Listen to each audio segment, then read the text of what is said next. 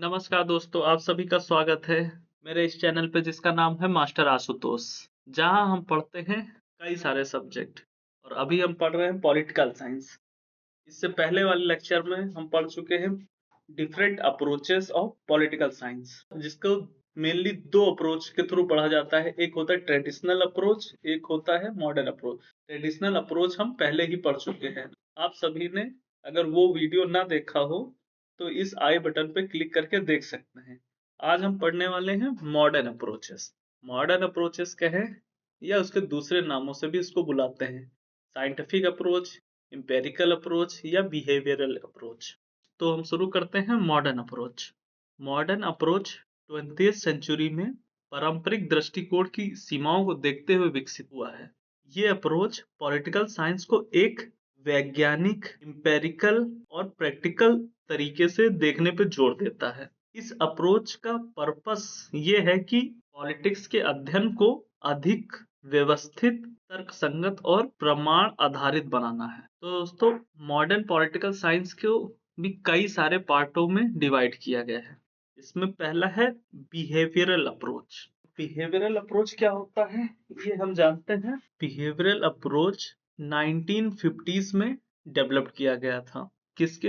Robert थल and David Aston के द्वारा। और बिहेवियरल अप्रोच एक ऐसा अप्रोच है जो पॉलिटिकल साइंस को साइंटिफिक मेथड और इंपेरिकल एनालिसिस के आधार पर समझने का प्रयास करता है। इसका मुख्य उद्देश्य है कि पॉलिटिक्स का अध्ययन लोगों के पॉलिटिकल बिहेवियर पर आधारित होना चाहिए। यह अप्रोच केवल इंस्टीट्यूशंस के अध्ययन तक सीमित नहीं है, बल्कि यह नागरिकों, नेताओं और रियल पॉलिटिकल बिहेवियर का विश्लेषण करता है, फिर कहें एनालिसिस करता है। यह स्टैटिक्स, सर्वे और साइकोलॉजी का भी उपयोग करता है। एग्जाम्पल के लिए हम कह सकते हैं जो भी चुनाव होते हैं तो वोटर का बिहेवियर कैसा है, वोट क्या है, वोटिंग बिहेवियर कैसा है इलेक्शन में। जो इलेक्शंस होते हैं हमारे देश में, कहीं भी जो उसका ओपिनियन पोल्स निकाले जाते हैं, वो एक तरीके का बिहेवियर अप्रोच है। इसके जो की थिंकर है वो है रॉबर्ट ढल, डेविड एटसन, David Truman and Harold Lasswell.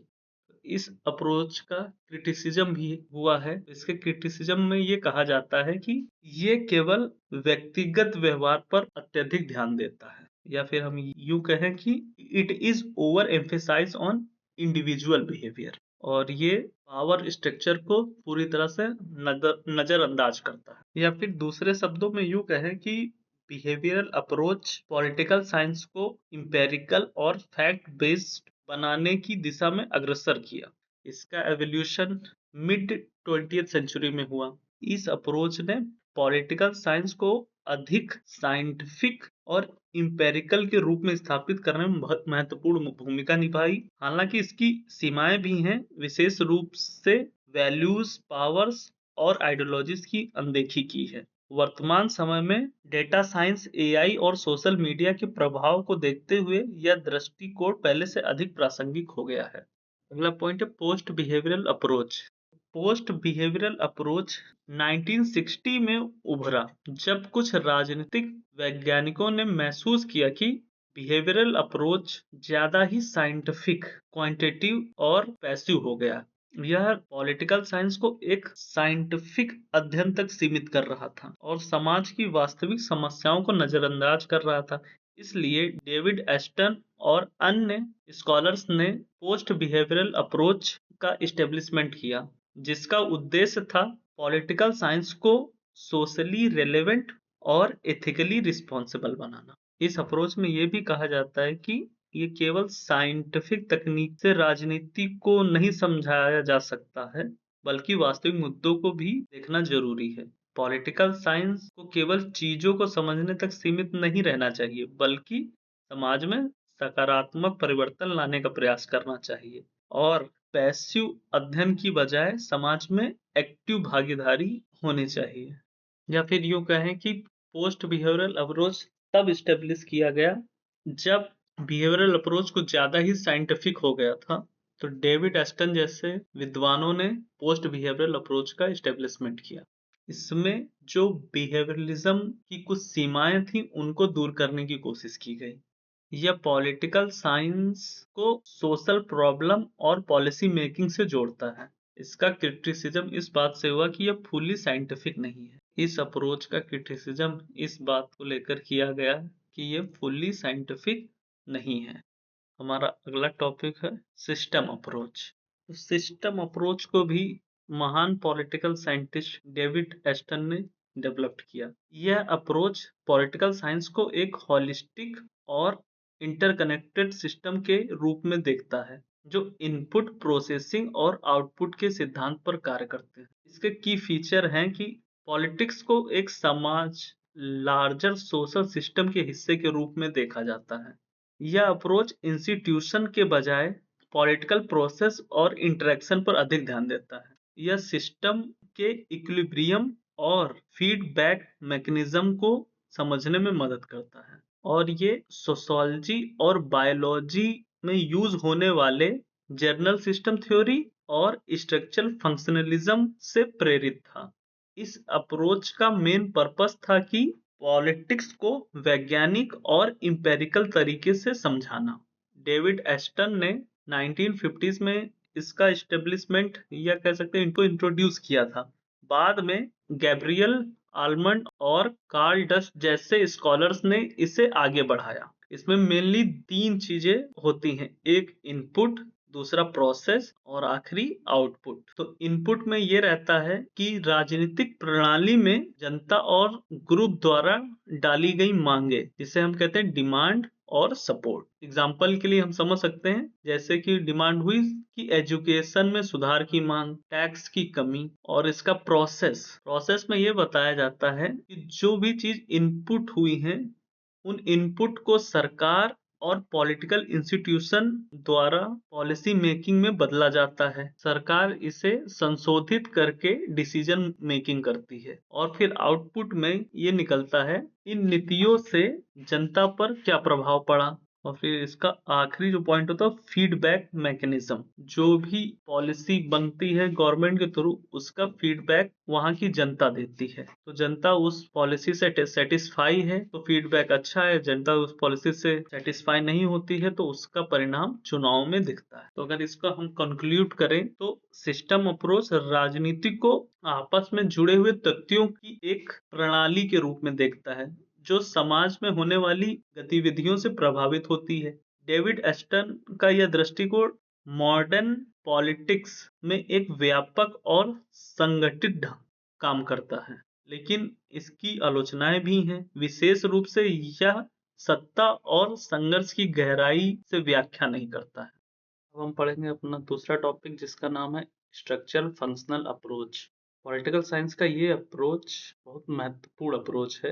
ये अप्रोच सोशियोलॉजी से बोरो किया गया है। यह अप्रोच ये समझाने का प्रयास करता है कि किसी पॉलिटिकल सिस्टम में डिफरेंट इंस्टीट्यूशंस स्ट्रक्चर्स किस प्रकार कार्य करते हैं और किस प्रकार स्टेबिलिटी बनाए रखते हैं। इसका जो पहला की फीचर है वो है स्ट्रक्चर एंड फंक्शन। स्ट्रक्चर का मतलब उन इंस्टीट्यूशंस और ऑर्गेनाइजेशन से है जो राजनीतिक व्यवस्था का हिस्सा होते हैं, जैसे कि एग्जीक्यूटिव, लेजिस्लेचर और जुडिशरी, और साथ ही साथ ब्यूरोक्रेसी और पॉलिटिकल पार्टीज।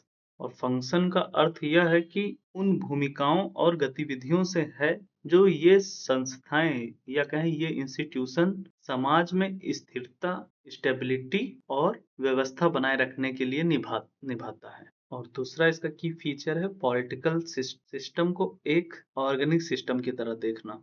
यह अप्रोच पॉलिटिकल सिस्टम की तुलना एक लिविंग ऑर्गेनिज्म से करता है, जिसमें डिफरेंट स्ट्रक्चर्स अपने अपने फंक्शंस करते हैं ताकि पूरा सिस्टम अच्छी तरीके से काम कर सके। इसका मतलब ये है कि ये अप्रोच पॉलिटिकल सिस्टम को एक जीवित इंसान से कंपेयर करता है कि जिस तरह एक जीवित इंसान के सारे पार्ट्स प्रॉपर वर्क करते हैं, उसी तरह इसके जो इंस्टीट्यूशंस हैं वो भी अपने कार्य अच्छे से करें ताकि सोसाइटी में स्टेबिलिटी बनी रहे। और इसका तीसरा जो की फीचर है वो है इनपुट और आउटपुट। इनपुट का मतलब ये है कि क्या डिमांड्स हैं और जनता किस चीज का समर्थन कर रही है, और आउटपुट का मतलब ये है कि सरकार की नीतियां क्या हैं और उन नीतियों से समाज पर क्या प्रभाव पड़ रहा है। इस अप्रोच को टैलकॉट पर्सन्स और गैब्रियल आलमंड ने डेवलप किया था।